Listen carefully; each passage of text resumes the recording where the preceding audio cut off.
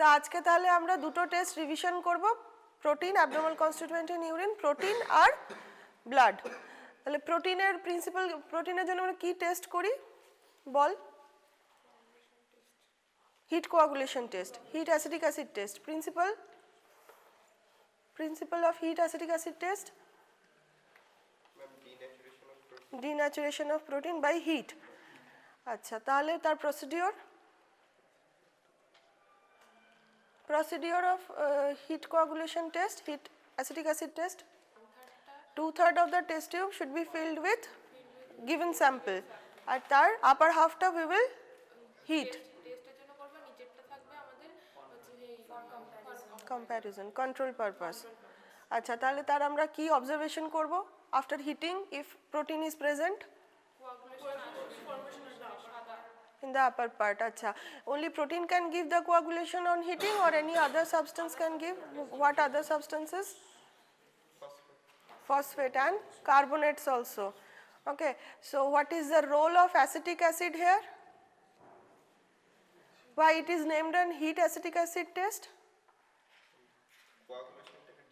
Dissolve করবে in case of non-proteinaceous coagulum, তাই তো? In case of phosphate or carbonate coagulums, it will be dissolved after adding acetic acid. So in case of proteins, the coagulum will be solidified and will precipitate. Clear? তাহলে this is the test principle and procedure, observation and inference for heat acetic acid test for detection of protein. In which cases, pathological case or physiological case, we may find protein in urine? Is it normal to find protein in urine? Normally থাকে 30 মিলিগ্রামের কমে থাকে, কিন্তু যদি 30 milligram per day per 24 hour যত urine হয় তার উপর, আর যদি তার থেকে বেশি হয় তাহলে রেঞ্জ কত? প্রোটিন ইউরিয়া কখন বলা হবে? 300 মিলিগ্রাম পার লিটারের উপর যদি আমাদের প্রোটিন ডিটেকশন হয়, তাই তো? আচ্ছা, এগুলো পড়তে হবে। মাইক্রো প্রোটিন ইউরিয়া বা তা macro proteinuria, albuminuria কোনটাকে বলছে, ঠিক আছে? কি ফিজিওলজিক্যাল বা প্যাথোলজিক্যাল কন্ডিশন কিছু যেখানে প্রোটিন ইউরিয়া পাওয়া যাচ্ছে? নেফ্রোটিক সিনড্রোম, মানে কিডনির ফাংশনিং যদি হ্যাম্পার হয়ে যায় তাহলে। আর কোনো ক্রনিক কেসের ক্ষেত্রে, ক্রনিক কোনো ডিজিজের কমপ্লিকেশন হিসেবে আমরা কি পেতে পারি প্রোটিন ইউরিয়া? লং স্ট্যান্ডিং যদি কারোর হাইপারটেনশন থাকে বা লং স্ট্যান্ডিং ক্রনিক ডায়াবেটিসের ক্ষেত্রে নেফ্রোপ্যাথি হবে, সেখান থেকে আমরা কিন্তু প্রোটিন পেতে পারি, ঠিক আছে? আর ফিজিওলজিক্যাল কন্ডিশন মানে যেটা প্যাথোলজিক্যাল নয়, মানে যেখানে কিডনির কোনো প্রবলেম নেই, ফিজিওলজিক্যাল যদি কোনো কিছু তো পেতে পারি। স্ট্রেনুয়াস এক্সারসাইজ, স্ট্রেনুয়াস এক্সারসাইজ হলে, মাসেল ব্রেকডাউন হলে, তার ক্ষেত্রে প্রোটিন ব্রেকডাউন বেশি হলে আমরা সেক্ষেত্রেও পেতে পারি। আর নেক্সট টেস্ট হচ্ছে আমাদের ফর ডিটেকশন অফ ব্লাড। সেটা কি টেস্ট করি আমরা? এখন আমরা অর্থোটলিডিন টেস্ট করি। এছাড়া আগে আমরা সেম প্রিন্সিপালের উপর বেনজিডিন টেস্ট করতাম, ঠিক আছে? তো তার প্রিন্সিপাল কি? প্রিন্সিপাল অফ দিস টেস্ট মানে কোন প্রিন্সিপালের উপর বেস করে আমরা একটা ফাইন্ডিং পাচ্ছি এখানে? Haemoglobin acts as peroxidase enzyme. হিমোগ্লোবিনের পারক্সিডেজ এনজাইম অ্যাক্টিভিটি আছে, যেটা কি করে হাইড্রোজেন পারক্সাইডকে H2O আর নেসেন্ট অক্সিজেনে কনভার্ট করে। তো peroxidase activity of haemoglobin converts H2O2 into H2O and nascent oxygen. That nascent oxygen reacts with either benzidine or orthotolidine. দিয়ে একটা কালার্ড কম্পাউন্ড দেয়, গ্রিন কালার্ড কম্পাউন্ড একটা আমরা পাই, ঠিক আছে? তো এর প্রসিডিওরটা কি অর্থোটলিডিনের জন্য, অর্থোটলিডিন টেস্টের জন্য?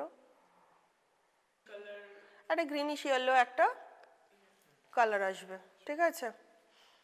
ঠিক আছে, তোরা দুটো গ্রুপে ডিভাইড হয়ে যা, কিন্তু সবাই টেস্ট করবি। একটা গ্রুপ ওদিকে হিট অ্যাসিটিক অ্যাসিড টেস্ট কর, আরেকটা গ্রুপ এদিকে এটা টেস্ট কর, অর্থোটলিডিনটা টেস্ট কর, ঠিক ঠিক আছে?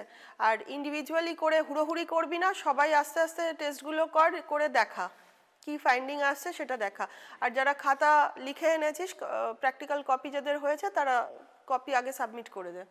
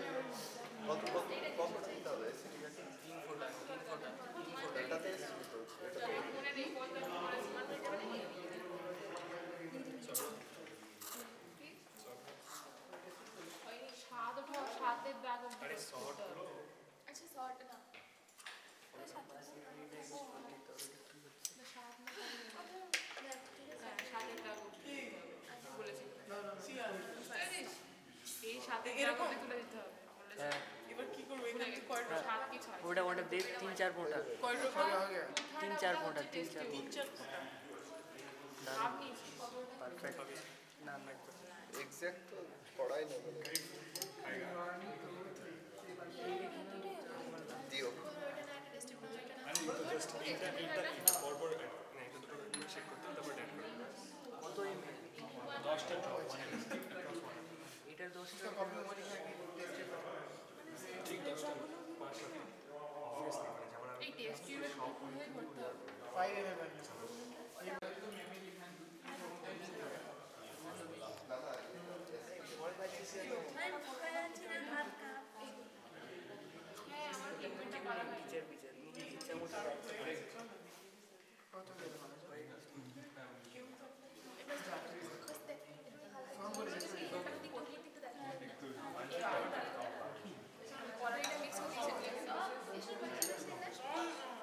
Thank you.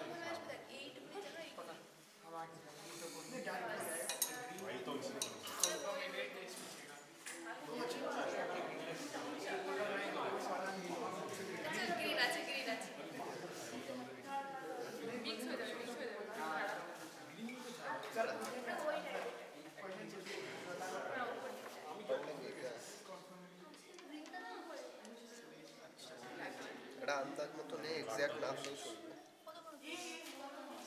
হয়ে যাবে রাজবাড়িতে।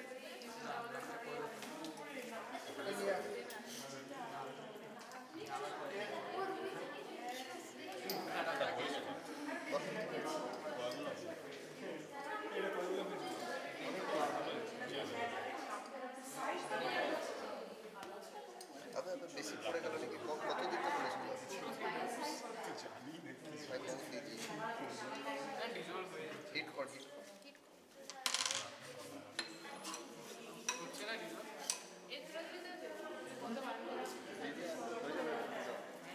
ইনস্ট্যান্ট হবে নাকি? না তাই বলে? এটা তো রিজলভ